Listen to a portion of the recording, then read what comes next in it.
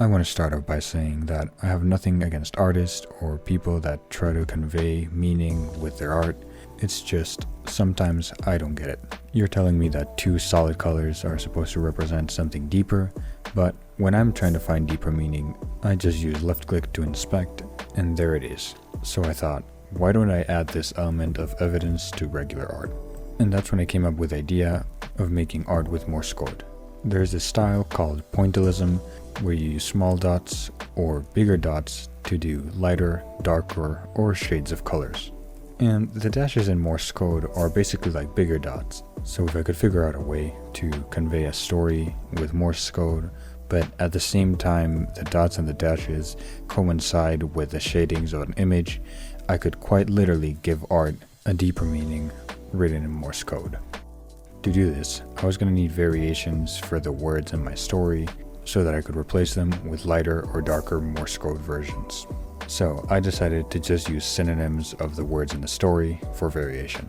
It's important to point out that I'm not going to be doing any of this by hand. Instead, I'm going to write a program that does all of this for me.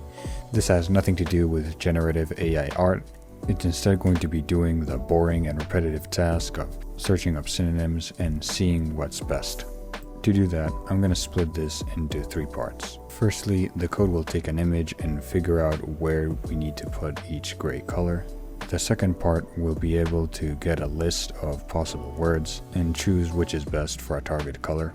And finally, there'll be a part that connects both of them so that it can render full images and stories. The first part really isn't that hard. Game devs frequently use this strategy called image color reduction to emulate that old school feeling that games used to have because of screen limitations that could only show certain colors. You start by averaging the red, green, and blue values to turn the image grayscale, and then you sort those values into black, white, or a middle gray, just whatever they're closest to. The second part also isn't that hard.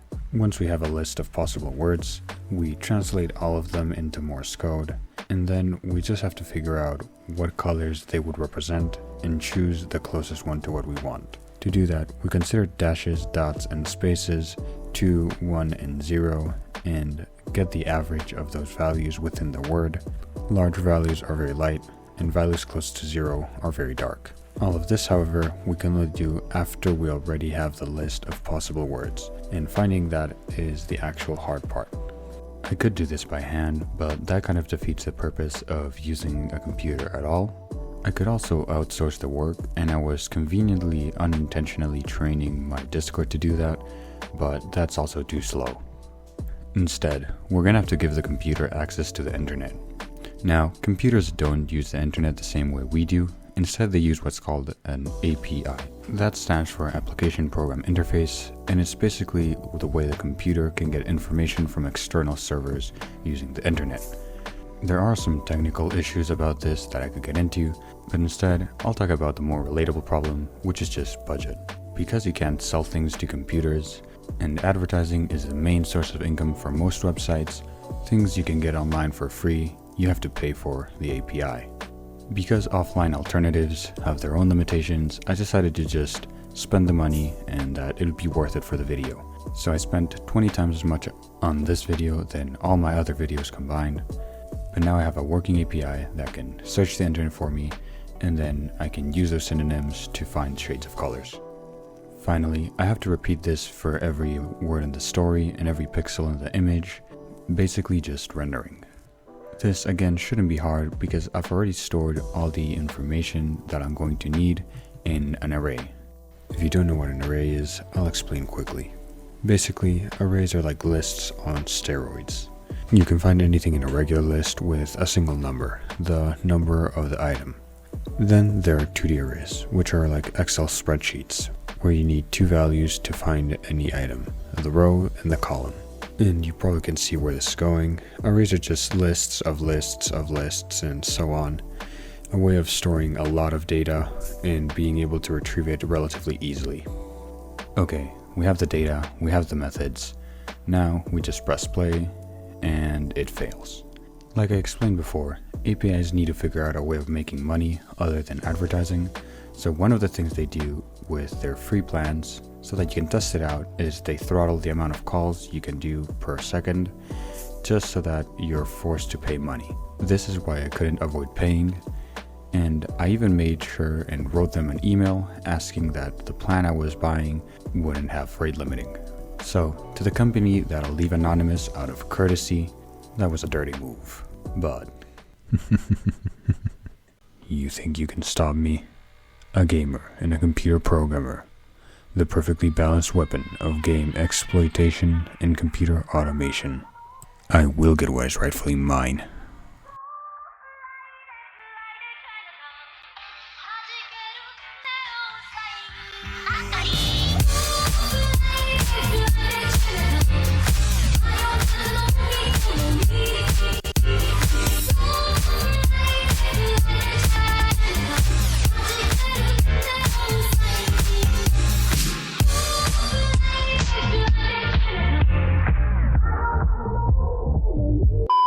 So if you can't tell what was going on, I basically modified my code so that a macro could interact with it and use their online free trial to call as many APIs as quickly as I want.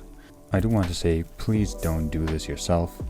It's more or less exploiting a tool that companies don't have to include, but it's very nice that they do. The only reason I did it for this program is because I had paid for this. They were just not delivering on what they promised. But if you look at the final result, even though it was successful at getting synonyms, it really isn't working. I had to stop the rendering before it was done, just because this method is so inefficient. My computer reached 97 degrees, and at that point I might as well just place it in a fireplace and combine it with my second favorite hobby. And there's no real point in trying to fix it, because using synonyms was turning the story completely unrecognizable and defeats the purpose of this entire program. So after a while of thinking, I decided my best option was to instead use different languages rather than synonyms. So if you translate the story from Morse code and then translate individual words back to English, you can get the full story with all the original words, just in different languages. You're probably getting tired of listening to all the problems and specific details, so instead I'll just speed it up into a list of the things I had to do. Step 1 was to remove the part that searched for synonyms and then add a part that looks for languages. Because I don't want to use language APIs, I instead use a spreadsheet that has the variations of each word. Next, I had to figure out what languages I was going to use because I needed languages whose structure was the same as English. So I decided to ask some people for some help. What do you mean you only know 0.7 languages? I thought you said you knew as much as the average American. That is the average American? Since that failed, I just asked Google for some help, and now we can render full images. Now, looking at this, we can see that the quality isn't great. Horizontal lines are pretty straight, but vertical lines are very wobbly. This is because we can't control the length of words. So if you want to make a single dark pixel, but if the word the program thinks would be best is very long, you end up going past the dark area and into the clearer zones. And it turns out the best way to avoid straight lines is to make more straight lines. Specifically, instead of being able to input any image, I'm going to now be using 16-bit pixel art. This is because I'm going to be using a strategy similar to newspapers, where I have blocks of the story. That way I can get very straight vertical lines while still keeping the straight horizontal lines. But to do this, I need that every block of the newspaper is 1 pixel wide, and the only way to reasonably do that is with pixel art. And so now, without further ado, this is the final result. Okay, I'm sorry, but this project took way too long for me to just make a reveal in Unity. I haven't even talked about half of the problems, and I didn't want an underwhelming reveal, so instead I pulled out my Blender skills and made this.